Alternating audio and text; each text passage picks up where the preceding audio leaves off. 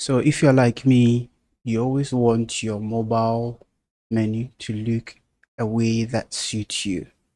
Um, Brick's old nav menu gets the job done if this is what you want, like this style. Right out of the box, this is how it looks like when you have Bricks installed. So how about I show you guys how to transform it from this to something like this. If you don't like the borders, you can remove the borders. If you don't like the rotation icons, you can remove it. So if this sounds interesting to you, then I'd invite you to join me in this video as I dive deep into Brick's nav menu. So this is the reference. Let's get started. So it is just a normal nav. I've just given it a class, nothing. I've done nothing. So I've just given a class of dp header double underscore menu. Then I'm doing so many menu styles. This is the border bottom style. I'm just going to go to the tablet portrait. Then in the next video, I'll show you guys how to do the desktop. But now let's start with the mobile menu. So before anything, I'm going to be using these tokens, then this line height. Then most of the colors I would use are from a custom like custom tokens. So if you're using ACSS or Oxyprops or whatever you like core framework, you can just use your colors. But these are the only things that you must create yourself. There are going to be more menus that will be created. So I'd want to keep it outside Bricks so that in future I'll keep adding to it. So that is all that I need you to be aware of. So let's jump to Bricks. Then let's do our normal styling. We are going to go to mobile menu. Then we'll start with the background. We change it to my action color. We'll change the typography in top level typography. I'm going to use the token. So this token. But for you to see, I'm just going to do the var here so that you see exactly what I am inputting. So I'm going to cut it. Then in my typography, I'll just paste it here for you as the size. Cool. I'm going to use that same token for the sub menu. So this is top menu. In the sub menu typography, I'll paste this here. Cool. I'll use this for my line height since that is how breaks styles or creates gap in between the mobile nav menu. So I'm copying this or cutting it. Then I'll bring it into my typography. This is sub menu and line height so that I can at least reduce the line height small. Then the same goes into the top level. So under line height, I put it. So this is the first step. Now let's just save it and check it on the front end. So I'm going to save it, view on the front end. Then I get this. Cool. Let's see what Bricks is doing in the back. So I'm going to inspect it. Then here, I hope you can see it clearly. So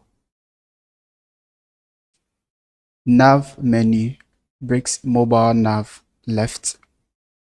I'm going to expand it. Then I check. I see, okay, Bricks is adding some translate and stuff, but the background is being applied to the before. So let's bear that in mind. Now I can see that the before has bottom 0, top 0, left 0, or insert 0, and it has a position absolute. Okay, so if we want it to span the whole, like the whole screen, we would have to change not the before, but the So in a before, no width is specified here, but in the nav, we can see a width here. We can change this to 100%. Then we could change the top to 100%. Now it is position fixed, so we could change this to absolute. Then we have to set a position relative. So we'll grab these like this selector, come to Bricks Builder. Then in our custom CSS, we're just going to paste this lines of code. Then top 100%. Then, so let me remove my mouse so that you can see clearly 100%. Then with 100%. Then position absolute, save it, check the front end, and that has made some changes. Cool. With the design that I have in mind, if this is all you want, like for the background to span the whole space, then you can just remove the background overlay by coming to content, mobile menu, then background overlay. Then Bricks puts in a background, so we can just make it transparent, save it. Then when it's done saving, the overlay is gone. If this is all you want, you are good to go. You can stop here. But I want to change my background to my base color. So I'm going to come back to the background. Then I'll change my background color to base. Save it and check the front end. So I have my base color applied. Cool. But I don't want my the background to affect the whole page. So how do I take off the background from the whole page? The whole page. When we inspect, we can see that Bricks is applying the background, or whatever background you set inside Bricks Builder, it's applied to the before. And I don't want that. So I'd want to override it. How do I override it? So when I would come to, I'll take this selector and I could override it, or I could come inside and where I applied background, we'll just make it transparent. What will happen is that you would not see it. The background won't have, there won't be any background anymore. But we can now add background to this. So when we inspect and we check the mobile menu, we can use this selector. Let's first test it. So background, I'm going to use background color var dp base, and this is also applying to the whole thing. That is not what I want. I rather want it to apply to the UL. So I'm going to remove this, come to the UL. The selector is this bricks nav, bricks mobile menu. Let's try putting it here. So background color, not clip, background color, then var dp base. Cool. And we can see that, okay, it applies it here. Cool. So we'll just take this selector back into our custom CSS. Then we'll just paste it and override it. So background color. And you can see I have some auto completion, and this is coming from advanced thema. So I'm just going to change it to var dp and my base color. When I save it, that should get the job done. So second step is done. If this is all you want, you are good to go, but we could take it a step further. And right now we'd want our menu items to take the same, should align with the same pattern we are using for a section. So in my in my, like on my site, I use a token. So when you come to my global, I use this token DP section inline for my section. So I'd want to use the same token as my padding. So when I come to the top the top level, let me do it in WP code box so that at least you can see what I'm putting. So I'm going to do var and like so. So this is what I am just inputting into the left, right, then my submenu, the right hand side. Save it, check the front end. Let's inspect it. So when we check it, we'll see that something is happening. It's like the inline CSS is being like Bricks is overriding it. This is more specific than ours. So you can see it is cancelled here. So we have two options. We can just put these tokens on the ID level, or we could just copy this and override it. Let's try the ID level first. So what if we do it on the ID level? But to prove to you that it will work, I'm just going to clean this pattern, then clean this submenu pattern. Then on the ID level, we'll just paste the same, and you can see it take effect. Then in a submenu, I'll put the same value here. Save it, check my front end, and that is more specific, so that applies. But I'm going to use the second method. This way, if I'm doing other menus, I can just use the same or copy the same classes and just change it. So I'm going to remove it from the ID level. I don't want that. Then I'll just copy the selectors Bricks is outputting. So I'm going to inspect. Then you can see this selector. I'm just going to grab it. So I Control C to copy it. Go to my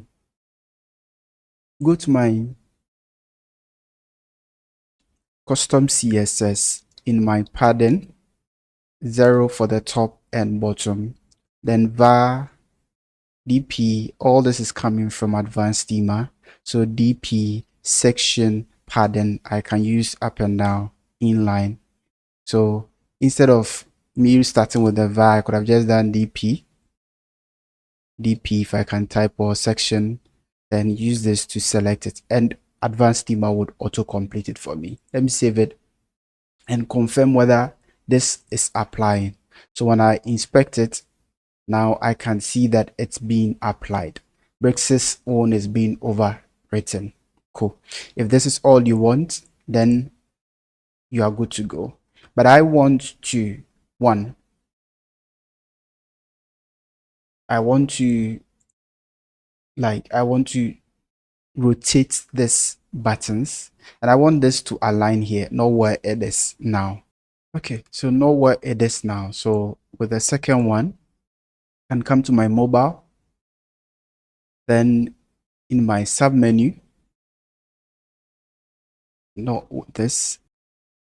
Let me grab the same so that you see what I am putting there. So I'm going to grab this, copy, content, mobile menu.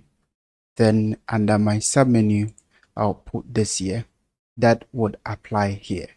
Save it and let's check. So indeed that applies. So now let's handle the rotation. So let's see how Bricks is like, how it is structured. We'll start from the nav menu. Then we'll check the li. We'll trace it back down. So we'll trace it back down to the one that has children. Then we'll trace it down to this div, a div. Within the div, we have a button. Within the button, we have an SVG. So we need to write, or we need to call it like so. Bricks mobile menu. Then within it, would look for So Bricks mobile menu, within it, we want an li that has a class of menu item has children. Then when it's open, we can see Bricks is also adding open and active to it. Then would go within it, then we'll tackle the Bricks toggle, then we'll tackle the button, then the SVG. So in order not to waste your time by typing, let me just let's type it here so that we can just copy. So first we'll type Bricks. So Bricks mobile menu hyphen menu, then menu, what target that menu item as children, then would add the open and active states, like active classes, and would target descendants with a class of bricks hyphen sub menu toggle. Then within it would want to target the button, then the SVG in a button. So this is what I'm going to type. Then I'm just going to do what? Transform, rotate Z. Then I want to transform, rotate the minus 180 degrees. So Bricks mobile menu item has children, the open and active state, Bricks menu toggle, then rotate it to 180 degrees. Then this code, we'll just grab it, copy, send it into CSS, paste it. I could also zoom for you to see it clearly. So Bricks mobile menu item has children, dot open dot active. So we want to target the li with menu item has children that also has open and active state. Then we want the descendant, the Bricks sub menu toggle. Then it should have a descendant of a button, and within the button we are targeting the SVG. We want to transform and rotate Z minus 180 degrees. So that is what the code is doing. Save it, check the front end, then this should fix it. So at this moment, if this is all you are looking for, you are good to go. But we could also take it a step further and change the reveal animation. So Bricks comes with some default reveal animation. Mobile, you can let it come in or reveal from the left. Let's check. It looks, that is the default, so it always comes from the left. We could also make it come from the right. So make it come from the right, or we could fade in. This is always my favorite. So we could just add fade into it and we are good to go. Or we could do a fourth one. So the fourth one involves, first we have to disable the fade in. Whether left or right, we can just come and inspect it, then see what Bricks is doing. So maybe we would want to let it come from the top. So for it to come from the top, let's check the nav and see what is happening. So what Bricks is doing is that if you choose left, right, it adds an extra class to it. In our case, it's set to right. So we can take this right, then we can see that, okay, transform x 100, then it's being overridden, like this transform translate x 0 is overriding this. So if we want it to come from the top, it means we'd have to grab this. We can grab this. If you are using the left, you can just, if you are using the left, here will be left. If you're using the right, it is just dot right. So whichever one you already have, you can just come in here paste this code, then transform translate. So we are going to copy it like so, but instead of transform translate X, we'll change it to Y. Then from -100 to, so this is Bricks nav menu show. So when it's shown, we want to bring it from here, -100% on the Y axis to, you can just grab it here like so, not there, but here, to 0%. So 0. Then we must also remember to add the important. So important, save it, and let's check on the front end. So it will come in from the top. You could add some transition to it if that's what you want, or we could just add our fancy borders. So content, mobile menu. When I come to my top level or the sub menu, you can just come to the border. We'll give it a solid style of solid, 1 pixels bottom. Then a color. I always have a DP border light that I can throw in and save it. Check on the front end, and now we have a nice looking mobile menu with Bricks nav menu. The same old boring nav menu has been transformed to this. If you don't like the borders, you can remove it. If you don't like the colors, you can remove it. One thing I'll do is that I'll just drop the CSS in the description. So you can just grab it, paste it into your, paste all this into your custom CSS, rewatch the video, and just change the few things that I changed. And now your old boring menu would be transformed to this. You can always copy this code from one project to another. And since you are using Bricks, I assume you can just put it in a template so that anytime you want something new or similar, like I'm doing, you could have varieties. So in the next video, I'm going to show you guys how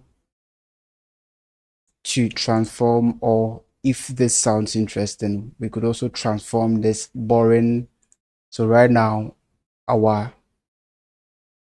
it looks good on mobile, but looks boring on desktop. So we'll try to transform this desktop view to something like this. So if that sounds interesting to you, then see you in the next video.